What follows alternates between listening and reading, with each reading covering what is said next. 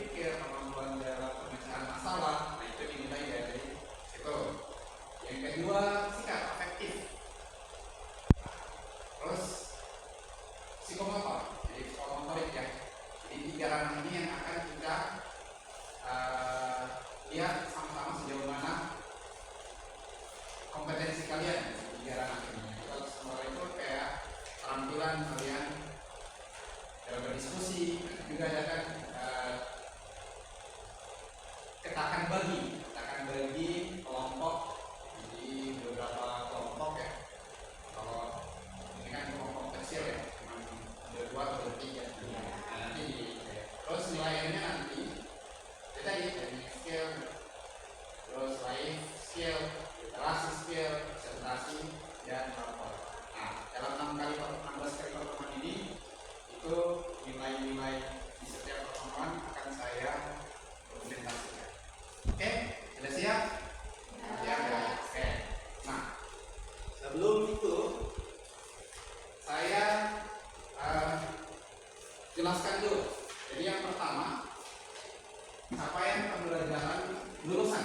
Saya ambil capaian pembelajaran ini itu dari prodi yang dibebankan kepada mata kuliah.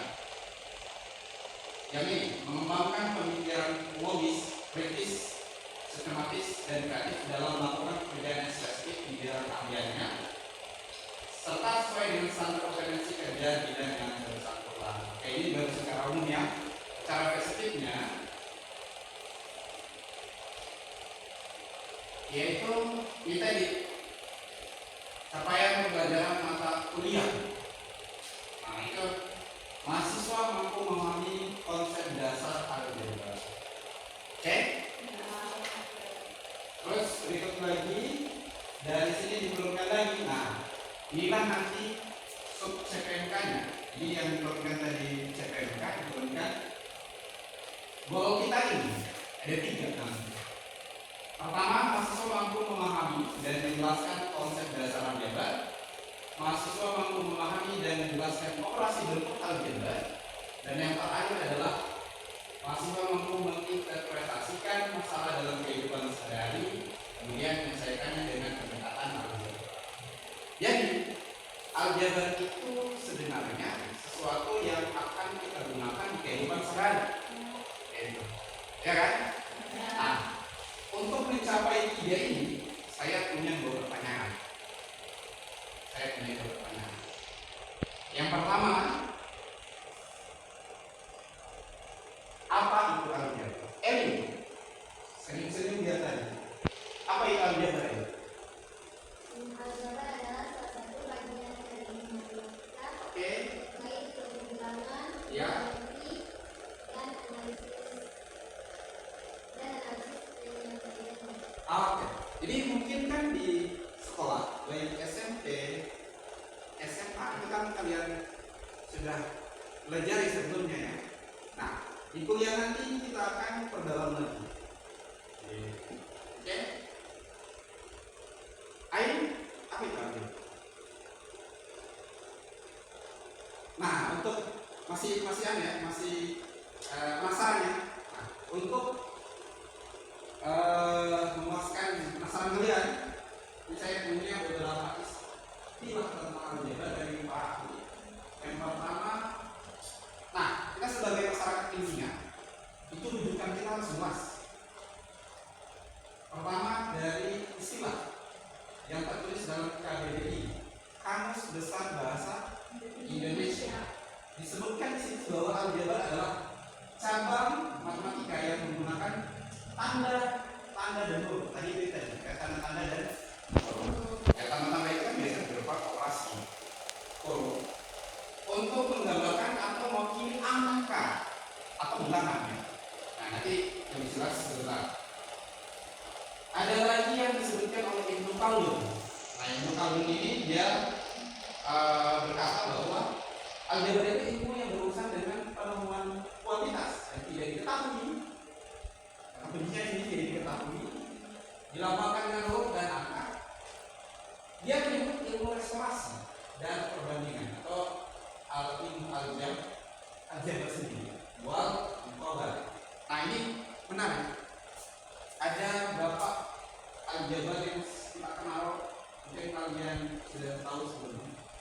Al-Khwarizmi. Nama lengkapnya Muhammad Ibnu Musa Al-Khwarizmi. Dia lahir yang di zaman dinasti Abbasiyah ya. Dia menulis buku ini. Nanti kalian kalau membaca buku ini bagus sekali, sudah diterjemahkan oleh Pak Dr. Mada Sanjaya. Bagus sekali kitabnya. Nah di situ dia mengenalkan metode pemecahkan masalah matematis yang sistematis. Jadi matematika yang sistematis berbeda dan tergolong baru disiplin ilmu matematika yang ada. Makanya beliau ini disebut Bapak Aljabar. Dia menulis kitab pertama kali tentang aljabar dan pola. Nah apa itu? Kita akan lihat dari namanya. Kemudian ini seorang pangeran matematik. Jadi dia memang disebut pangeran matematik. Kenapa? Karena banyak kontribusinya di dunia matematika. Carl Friedrich Gauss. Kalian akan sering-sering ya ketemu dengan nama ini. Kalau di matematika ada. Nah dia menyebutkan bahwa aljabar itu bahasa universal untuk mengungkapkan ide-ide matematis. Dalam kehidupan sehari-hari, misalnya kita bisa paling sederhana ya, ketika kalian punya ada X ditambah 2 itu sama dengan 5. Nah ini ekspresi aljabar yang sederhana. Yang tidak diketahui itu kita simbolkan X. Berapa yang bilangan berapa ditambah 2 sama dengan 5. Nah ini kan ada operasi-operasinya kan. Nah itu akan kita pelajari lebih lanjut. Oke, secara garis besar, jadi secara garis besar, bahwa aljabar itu alat fundamental dalam matematika yang memungkinkan kita memecahkan masalah dengan menggunakan variabel untuk mewakili nilai yang tidak diketahui. Ini sudah seperti ini. Ya. Saya mungkin kalian sudah tahu ya bahwa berapa tambah 2 itu sama dengan 5. Berapa? 3 kan? Nah, tapi 3 proses 3 itu yang disebut oleh si Ibnu Khaldun tadi, restorasi, ilmu restorasi dan perbandingan. Secara spesifik dijelaskan oleh si Al-Khwarizmi itu dalam bukunya. Restorasi apa? Jadi mengembalikan jadi seperti ini. Tidak serta-merta itu langsung kita tebak nilainya 3. Ada proses yang harus dilalui. Yang pertama, kita buat dia seimbang nilainya. Jadi ketika kita mau hilangkan 2, maka kita operasikan dengan inversnya. Jadi 2 dikurang 2, kalau di sini dikurang 2, maka sebelah kanan juga harus dikurang 2. Biar dia seimbang. Ya, tadi. Jadi mengembalikan restorasi. Nah, asalnya ini kita sendirikan yang variabel, terus yang bilangan itu kita sendirikan dari restorasi untuk mengembalikan kepada posisinya semula. Maka ini habis 0 ya. X sama dengan berapa? 3. Nah, ketemulah X itu adalah 3. Nah, ini dasarnya. Itu kan yang dijelaskan tadi. Terakhir itu yang restorasi, terus kemudian perbandingan. Nah, perbandingan itu yang posisi maksudnya ini dia sama. Nah, 3 itu ketika kita tahu di sini, 3 tambah 2 berapa? 5. Sama. Nilainya sama. Paham ya? Bisa ya? Jadi tidak serta-merta muncul dia di 3. Ada operasi yang dilalui. Oke, lanjut. Sekarang pertanyaan kedua. Mengapa aljabar itu penting? Mengapa aljabar itu penting? Ayo, ada yang mau tanya? Yang mau jawab? Apa? Ayo. Jawabannya apa? Ungkapkan. Ain. Ya. Mengapa aljabar itu penting? Silakan bisa kalian cari referensi di mana? Karena menjadi dasar matematika tingkat lanjut seperti kalkulasi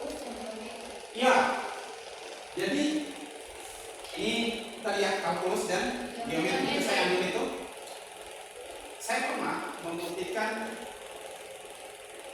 sarang lebak itu rahasianya kenapa sarang lebak itu segi 6. Itu kita bisa pakai kalkulus, dan kalkulus dasarnya aljabar.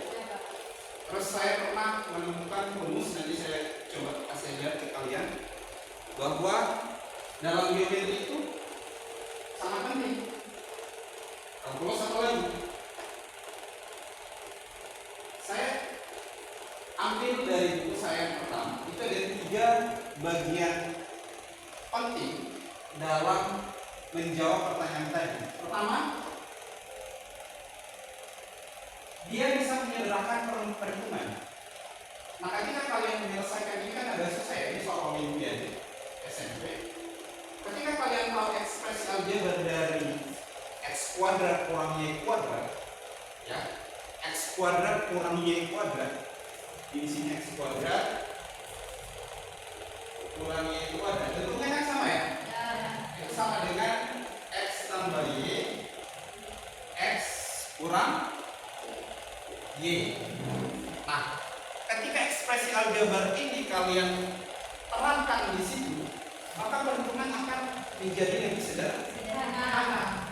Nah, nanti coba ya, coba kalian latihan sebentar atau di rumah lah. Jadi saya cuma menyimpulkan beberapa hal penting dalam penggunaan aljabar. Oke, yang pertama itu menyederhanakan perhitungan. Daripada kalian 5050 di luar itu berapa? Kalkulator saja agak susah ya. Atau bisa. Terus yang satu lagi kurang lagi, baru diangkatkan lagi. Nah, ketika kalian gunakan ini, ekspresi ini akan lebih mudah perhitungannya. Yang kedua, dalam aljabar itu kita bisa memanipulasi bentuk-bentuk dari soal kontekstual. Seperti ini kan statistika ya kan? Statistika. Nah, saya sudah uraikan. Jadi seperti ini nih manipulasinya. Tadi apa? Simbol-simbol, huruf-huruf, dan angka operasinya ada kan?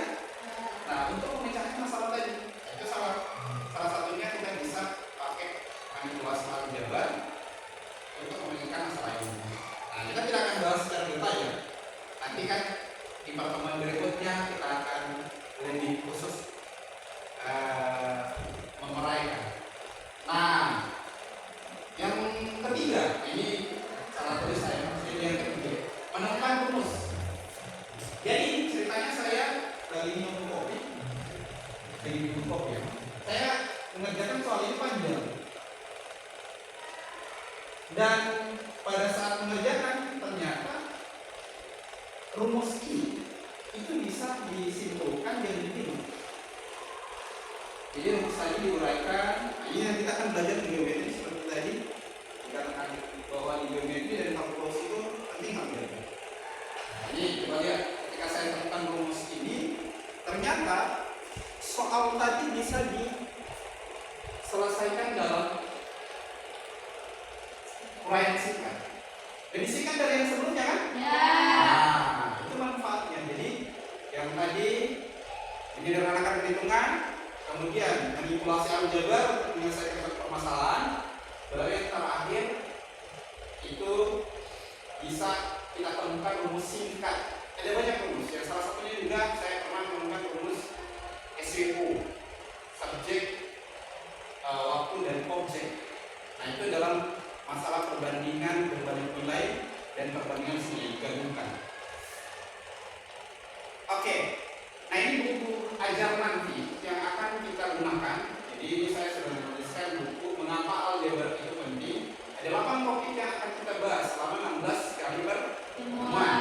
8 topik. Termasuk pertama itu operasi bentuk aljabar. Kalian juga bisa mengakses video-video saya tentang aplikasi aljabar di Facebook ada juga di YouTube. Nah, ini di YouTube. Nah, kalian bisa akses YouTube saya, subscribe kan?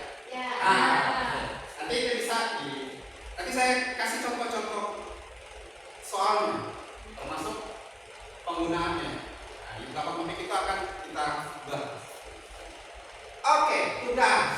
Nah, ini kasus pertama. Silakan di tulis. Ini bagi dua kelompok, misalnya Ayu dengan Ayu, Elin, terus Ayu dengan Fajar. Itu kasus pertama. Kelompok satu di foto saja boleh. Lalu yang kedua, kasus kedua misalkan kita lagi. Oke, sebagai tugas. Oke, terakhir sebagai penutup. Nah, kalian kan menjadi matematika ya. Nikmati prosesnya. Rayakan perubahan pada diri. Nah, ini rahasia pencapaian luar biasa itu bukan bakat, tapi perpaduan antara hasrat atau passion dan perseverance, kegigihan. Nah, perpaduan ini disebut adalah grit atau kalian sabar, tabah menjalani proses menikmatinya, itu akan menjadi luar biasa. Oke, terima kasih dari saya. Sampai ketemu